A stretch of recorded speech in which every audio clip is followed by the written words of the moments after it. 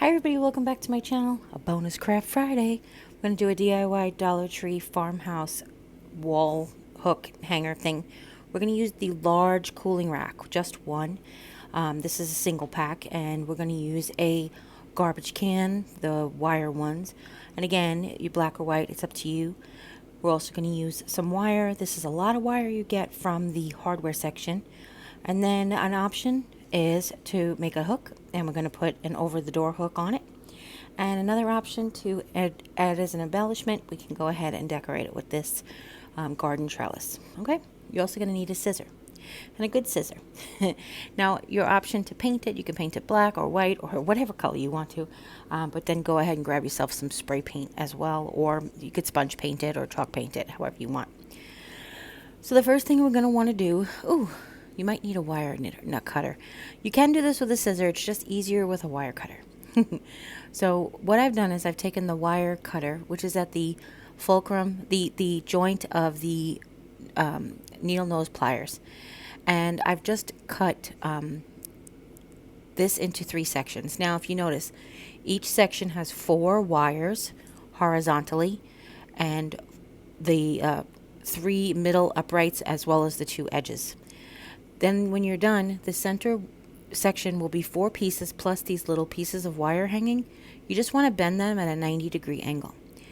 I think the important part to mention is that the uprights are going to be on the inside of the wire basket, so you want to bend them towards the inside of the wire basket. Basically, you want to bend them into onto the same side that the wires are laying on across the other wires. Does that make sense? I hope that makes sense.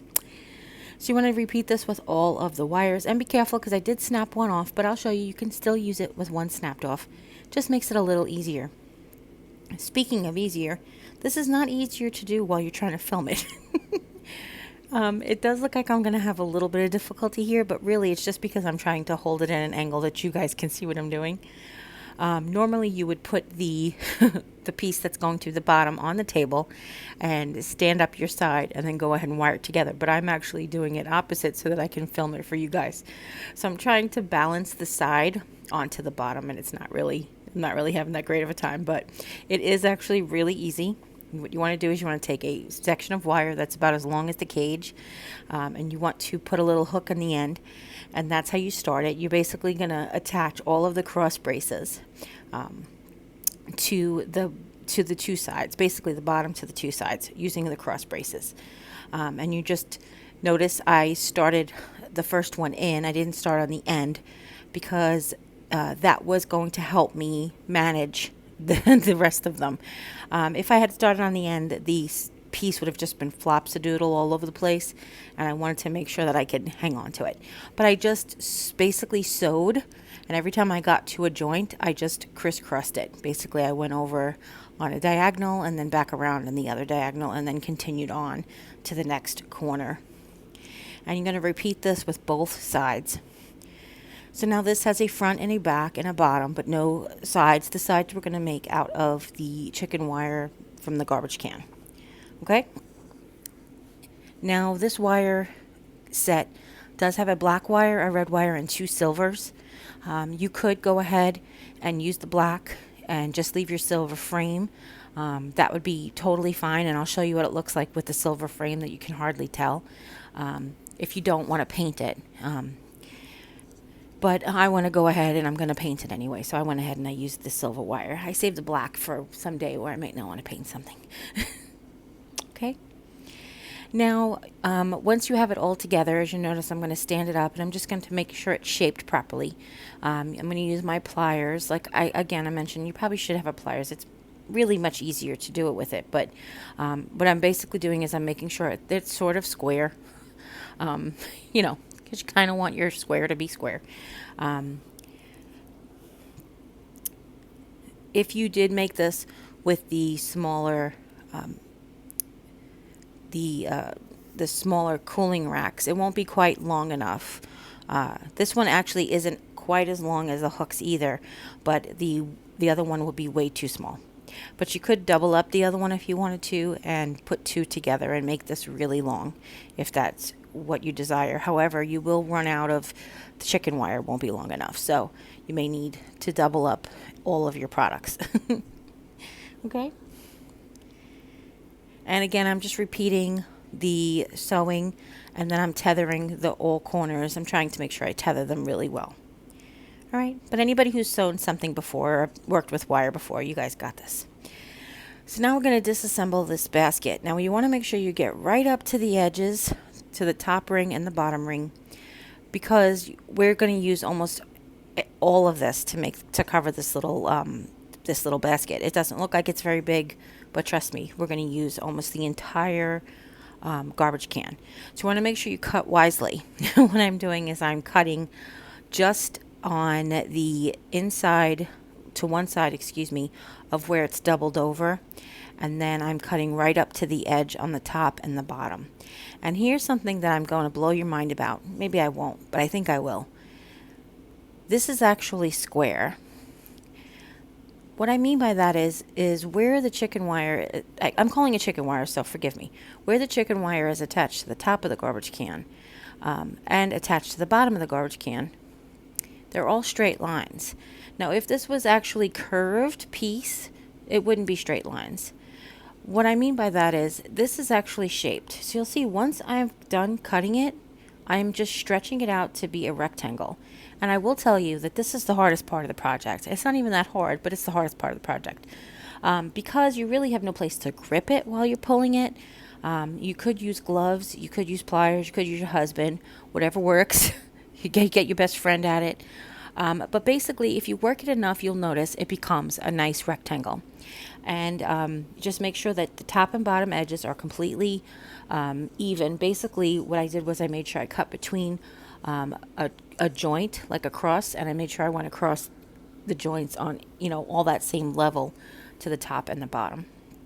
So now what we're going to do is we're going to center our cage, and we'll call it a cage from now on. We'll center our cage in the chicken wire, and we make sure we have enough to go on both sides. That's important. You want to make sure it goes up the front and back. If you are going to hang this against a wall and you don't really want to cover the back, I would suggest, you could try that, but I would suggest definitely putting it across the back, because you don't want anything to fall out off of your basket or off your shelf. Okay. Then what I did was I took my metal ruler to bend against to try to get a nice sharp corner. And as you notice, as I'm doing it, it's not really level and even, but I made sure that I did make it level and even by folding along the same row of I made sure I had it where it crossed over each other, and then I folded it up each way wherever it crossed over each other. Does that make sense? I hope it does. And then what I did was I cut in just along the long edge on the side pieces.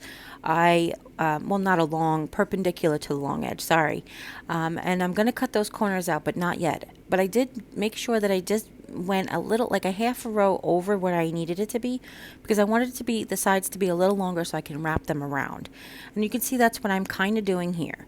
What I'm doing is I've wrapped up the sides and made sure it was even before I wrapped up the sides. And then I went ahead and I took the little tips that were just over the edge of the wall and I bent them over onto the inside of the basket.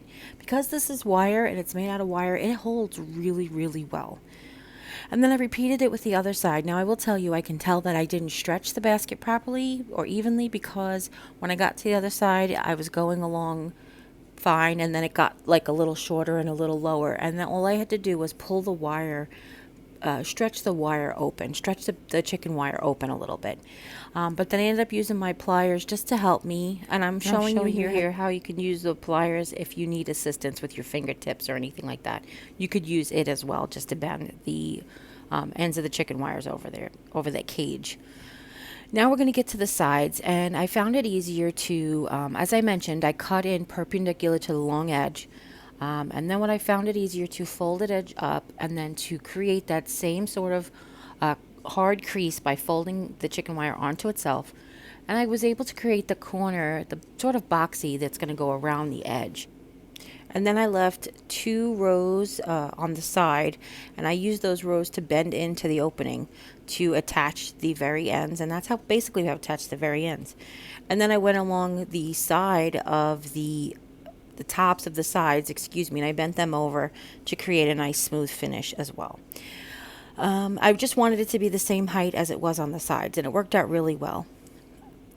And then I just repeated with the other side. Now, I mentioned in the title that this is a $5 or under. And what I mean by that is my purpose for making this was a subscriber, a very long-time subscriber actually reached out to me and wanted some bathroom decor, some farmhouse bathroom decor. And I was thinking how cute this would be just to put like your soaps in or anything like sitting on your counter, your shampoo and stuff. So I wanted to create it in steps. So this could be finished. You could just have a $2 cute little farmhouse wire basket. So adorable. So stinking adorable. These are mini mason jars that used to be candles from the Dollar Tree, and they fit in here absolutely perfectly. So do pint-sized mason jars, just to let you guys know. But now I'm going to go ahead and I'm going to embellish it a little further. So we took this over the door hook, and now I was inspired to do this. Oh my gosh, I feel like it was 2 years ago, but I'll have to look back at the date. I will link the video in the description box if she still has it posted.